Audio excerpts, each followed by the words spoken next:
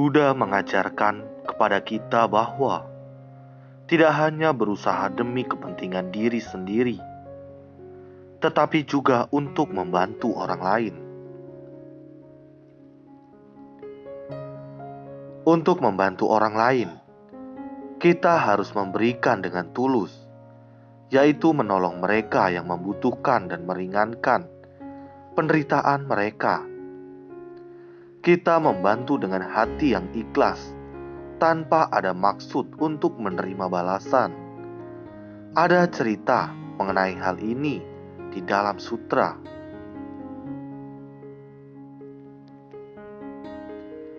Di zaman Buddha, di kota Rajagaha, orang-orang kaya menetap di daerah orang kaya, dan orang-orang miskin tinggal di perkampungan kumuh. Ada pula komunitas yang dijuluki kampung milioner. Tiap orang yang tinggal di wilayah tersebut sangat kaya dan memiliki simpanan bermiliar-miliar. Ada seorang pedagang yang sangat iri dengan masyarakat yang tinggal di wilayah tersebut. Ia berpikir, masyarakat di wilayah itu sangat kaya. Meski saya mempunyai penghasilan cukup sebagai pedagang dan tidak perlu cemas dengan keuangan, tapi saya juga ingin tinggal di sana.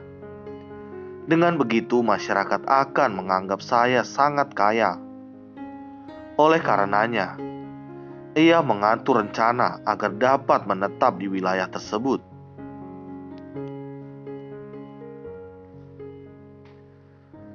Sudah bertahun-tahun, pedagang tersebut kerja keras. Meski usahanya lancar, ia menghemat uangnya untuk segala kebutuhan sehari-harinya. Keluarganya pun hidup seakan-akan mereka miskin. Semua ini dilakukan demi meraih impiannya. Pedagang tersebut hidup sangat hemat selama beberapa dasawarsa. Meskipun ia menua dan sakit di ranjang sebelum kematiannya, ia berkata pada istrinya, "Penyesalan saya hanya masih belum meraih impian saya." Ia berpesan pada istri dan anaknya untuk memenuhi harapannya. "Meski saya sudah tiada, kalian harus membuat impian saya menjadi kenyataan." Sang anak menyetujui, namun ia selalu memperhatikan gaya hidup sang ayah. Ia merasa ayahnya bekerja amat keras, tapi sangat pelit, sehingga hidup mereka tidak jauh berbeda dengan orang yang hidup dalam kemiskinan.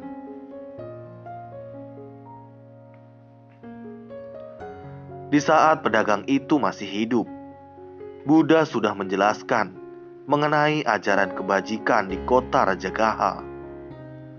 Banyak orang yang menghadiri khotbah Buddha untuk memperoleh pemahaman rohani dan menghilangkan ketegangan mereka. Bahkan kaum miskin pun mendapatkan manfaat dari pelajaran tersebut dan mendapatkan kebahagiaan hidup. Anak lelaki pedagang tersebut acap kali heran. Mengapa keluarganya tidak mau percaya pada Buddha, mendengarkan ajaran kebajikan dan mengikuti jalan Buddha? Ia merasa agak bertentangan dengan tradisi keluarga dan mencari pengajaran yang dapat mengarahkan hidupnya. Setelah sang pedagang meninggal dunia, anak lelakinya menghadiri khotbah Buddha untuk mempelajari dan menerapkan ajarannya. Ia merasa hati Buddha sangat lapang dan damai. Merasakan pengajaran menjadikannya berhati lapang, damai, serta tentram. Ia sangat bahagia dan menikmati kehidupan rohaninya. Hal itu adalah sesuatu yang tidak dapat dibeli dengan uang dan juga tidak dapat digantikan dengan hidup dalam kemewahan.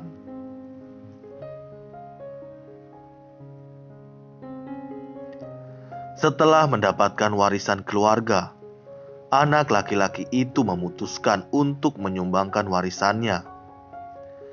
Ia mendukung agama Buddha dengan memberikan persembahan pada Buddha dan Sangha atau biksu, biksuni. Ia juga mulai membantu kaum miskin. Dikala musim dingin, ia memberikan baju yang hangat. Ketika mereka lapar, ia memberikan makanan yang hangat dan bergizi.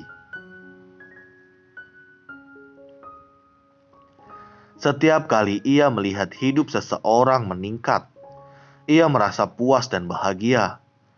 Bisa berbagi dengan orang lain menjadikannya merasa bahagia.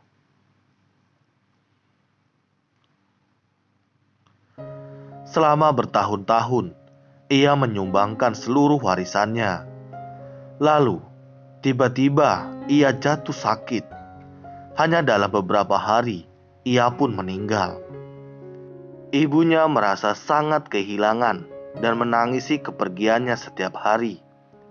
Terus-menerus bertanya pada diri sendiri, mengapa anak lelaki harus meninggal usia yang masih muda?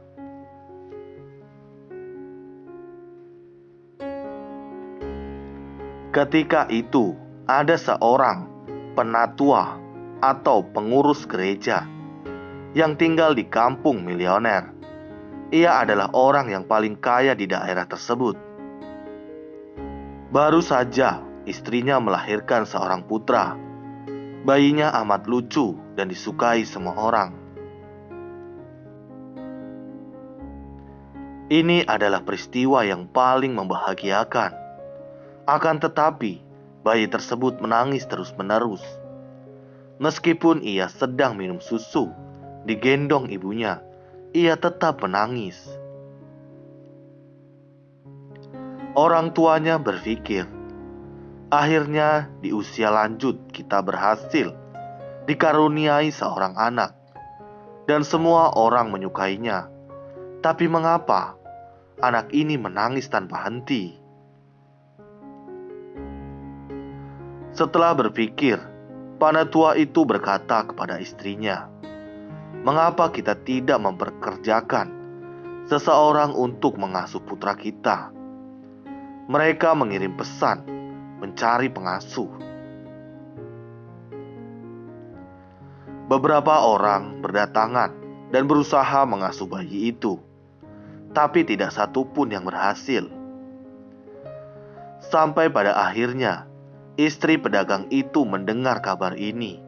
Karena ia membutuhkan mata pencaharian, ia pergi berkunjung untuk bertanya apakah ia dapat dipekerjakan.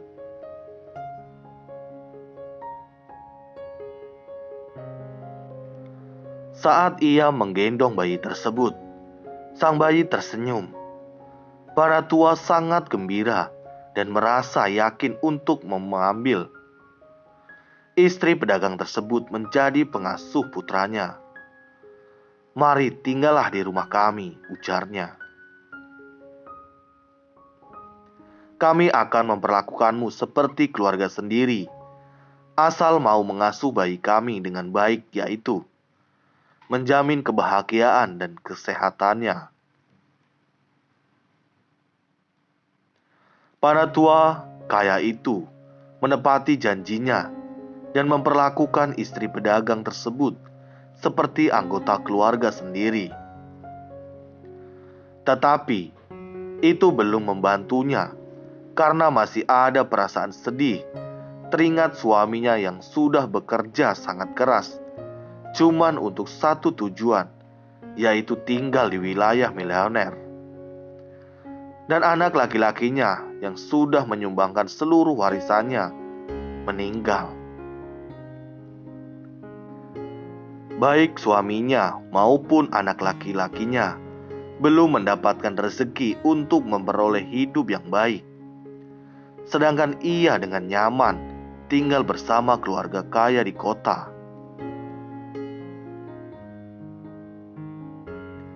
Sementara itu, sang bayi mulai belajar bicara. Suatu hari, bayi itu melihat pada istri pedagang tersebut. "Mama," ia memanggil.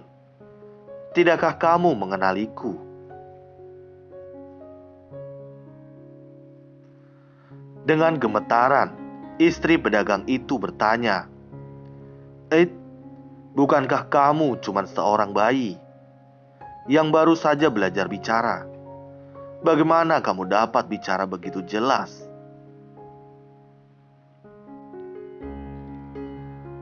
Sang anak menjawab, "Di masa lalu, aku adalah anakmu. Kebiasaan memberi telah memungkinkan saya memindahkan Anda ke dalam rumah ini. Manfaat memberi benar-benar besar. Kini mimpimu sudah menjadi kenyataan. Kita sedang tinggal di kampung milioner. Bukan itu saja, kita tinggal di rumah orang terkaya di kampung ini. Lihatlah manfaat memberi yang luar biasa."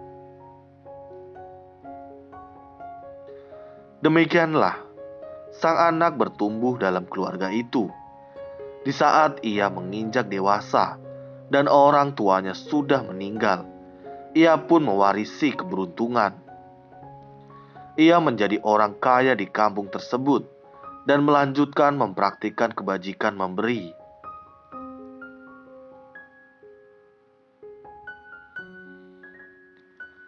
Semangat memberi terletak pada kemurahan hati, tidak menuntut untuk mendapatkan balasan. Sesungguhnya apa yang didapat oleh putra pedagang tersebut adalah kebahagiaan batin.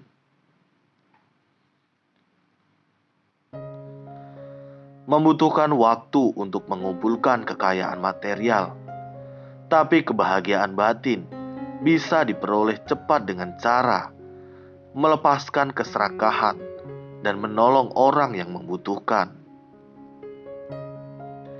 Kemurahan hati telah memurnikan hati kita, membuat kita merasa damai dan nyaman. Memiliki kemurahan hati menjadikan batin kita kaya.